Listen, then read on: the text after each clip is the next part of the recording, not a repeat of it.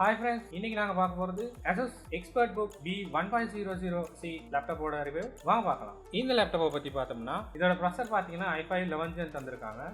அதை பத்தி பார்த்தோம்னா i5 1135 G7 clock speed வந்து 2.4 GHz தந்திருக்காங்க. அடுத்தது இதோட கிராஃபிக்ஸ் பார்த்தீங்கன்னா NVIDIA MX 330 தந்திருக்காங்க. பெரிய அளவு ஒரு பெர்ஃபார்மன்ஸ் எதிர்பார்க்க இயலாது. அடுத்தது இதுல 16GB onboard DDR4 RAM இருக்கு. நீங்க 48GB வச்சும் RAM அப்கிரேட் பண்ணிக்கலாம். பிரச்சனை என்னன்னா எக்ஸ்ட்ராவா ஒரு ஸ்லாட் தான் இருக்கு. அப்படின்னா நீங்க 48GB அப்கிரேட் பண்ணணும்னா 32GB DDR4 அமௌண்ட் தான் வாங்கி அடிக்கணும். அது ஒரு சிக்கல் தான், ஏன்னா 32GBங்கிறது பெரிய ஒரு அமௌண்ட் வரும். அடுத்தது இதோட கீபோர்டை பாத்தீங்கன்னா backlight chiclet with number pad keyboard தந்திருக்காங்க. பேக்லைட் இருக்கு அண்ட் பில் ரெசிஸ்டன்ஸ் இருக்குன்னு சொல்றாங்க.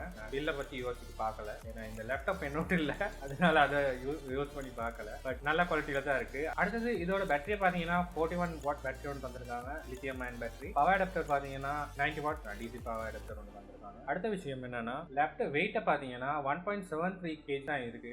கையில எடுத்துட்டா பெருசா வெயிட் தெரியுது இல்ல. நீங்க ஒரு சிஆர் புக் எடுத்துட்டு போற மாதிரி தான் இருக்கு. ஸோ ஈஸியா டிராவல் பண்ணும்போது நல்லா கேரி பண்ணி போற மாதிரி தான் டிசைன் பண்ணிருக்கோம். இன்னொரு விஷயம் என்னன்னு பாத்தீங்கன்னா லெப்ப வந்து நீங்க ஃபுல்லாவே பிளாட்டா 180 வச்சும் லெப்ப நீங்க விரிக்கும். மேசையில ஃபுல்லா விரிச்சு வச்சு எல்லாரும் பாக்குற மாதிரி அப்படி ஏதாவது செய்யறேன்னா பட் இது நல்ல ஒரு யூஸ் ஆகும். இன்னொரு விஷயம் பாத்தீங்கன்னா கூலிங்க்கு ஒரு நல்ல ஸ்பேஸ் எக்ஸ்ட்ரா கூலிங் ஸ்பேஸ் வந்துருக்கு. நீங்க லெப்போட டிஸ்பிளே லைட்டை தூக்கி நிப்பாடும் போது அடியில் ஒரு ஸ்பேஸ் வரும். அடுத்தது ஸ்பீக்கர்ஸ்னா நார்மல் ஸ்டீரியோ ஸ்பீக்கர்ஸ் தான் இருக்கு. இதை பத்தி இல்லை, நார்மல் ஆனது. அடுத்தது வயர்லெஸ் 6 dual band தந்திருக்காங்க. ப்ளூடூத்தை பத்தி பாத்தீங்கன்னா 5.2 ப்ளூடூத் தந்திருக்காங்க. அடுத்த ரொம்ப முக்கியமான விஷயத்தை மிஸ் பண்ணிட்டேன், இதோட டிஸ்பிளே பத்தி சொல்ல. இதோட டிஸ்பிளே பாத்தீங்கன்னா 15.6 inch full HD anti Clare display இருக்கு. LED பேக்லைட் தந்திருக்காங்க. இதோட ரெஃப்ரெஷ் ரேட் பாத்தீங்கன்னா 60 Hz தந்திருக்காங்க. அடுத்த விஷயம் என்னன்னு பாத்தீங்கன்னா இதோட ஃப்ரண்ட் கேமரா வந்து 720p SD கேமரா தந்திருக்காங்க. இது அந்த அளவுக்கு குவாலிட்டியா இல்லை. ஆனா கேமரால ஒரு நல்ல ஒரு விஷயம் செஞ்சிருக்காங்க, என்னன்னா பிரைவசி ஷட்டர்னு ஒன்று தந்திருக்காங்க. அது ரொம்ப ரொம்ப நல்ல ஃபீச்சர். ஏன்னா கேமராவை நாங்க க்ளோஸ் பண்ணி வச்சுக்கோம், அது ஒரு நல்ல ஃபீச்சர். இதுல ஐஓ போர்ட்ஸ் என்னன்னு பார்த்தோம்னா லெஃப்ட் சைடு எடுத்தீங்கன்னா முதல்ல டிசி இன்போர்ட் இருக்கு. அடுத்தது விஜிஏ போர்ட் ஒன்று தந்திருக்காங்க. விஜிஏங்கிறது இப்பெல்லாம் அவுட் ஆஃப் டேட் தான், இப்போ யாரும் யூஸ் பண்றாங்க இல்லை. அட்லீஸ்ட் HDMI-க்காவது வந்திருக்கணும். ஏன் கொடுத்துருக்காங்கன்னா மேபி இன்னும் யூஸ் பண்றாங்க. ஆக்சுவலி அது ஒரு அவுட் ஆஃப் டேட் தான். இப்போ விஜிஏ தான் யூஸ் பண்றது சரியான குறவு. பட் ஓகே தான், எக்ஸ்ட்ரா ஃபீச்சர் தானே. அதுக்கடுத்து HDMI போர்ட் ஒன்று தந்திருக்காங்க.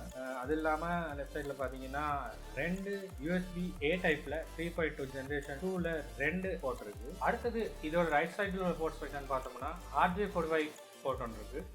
அடுத்தது USB A டைப்ல 2.0 போர்ட் ஒன்று தந்திருக்காங்க. இன்னமும் USB 2.0 யூஸ்ல தான் இருக்கு. அதுவும் அவுட் ஆஃப் டேட்டா இருந்தாலும் இன்னுமே மவுஸ் கீபோர்ட்ஸ் எல்லாம் கூட இன்னும் USB 2.0ல வருது. ஸோ அந்த போர்ட் இருக்கிறதுலே ஒரு யூஸ் தான். அடுத்த விஷயம் என்னன்னு பார்த்தீங்கன்னா 3.5mm காம்போ ஜாக் ஒன்று தான் வந்திருக்காங்க. அடுத்த விஷயம் ஒரு மைக்ரோ SD போர்ட் தந்திருக்காங்க. அவ்வளோதான் போர்ட்ஸை பற்றி பார்த்தோம்னா இருக்குது. ப்ரொசரை ஸ்ட்ரெஸ் பண்ணி பார்த்ததில்ல.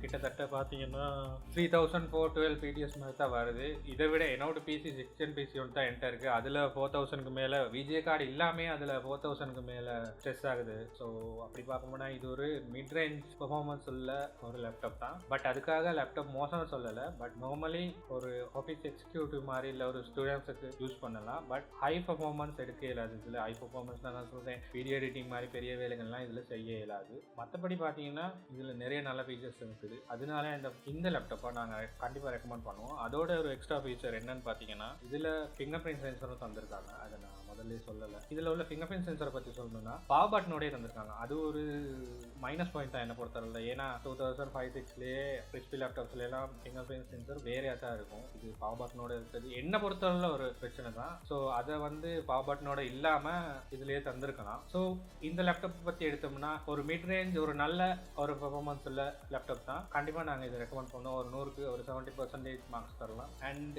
இந்த மாதிரி ரிவ்யூஸ் அண்ட் வீடியோஸ் உங்களுக்கு வேணும்னா நம்ம சேனலை லைக் பண்ணுங்க, ஷேர் பண்ணுங்க, சப்ஸ்கிரைப் பண்ணுங்க. அடுத்த வீடியோவில் உங்களை சந்திக்கிறேன்.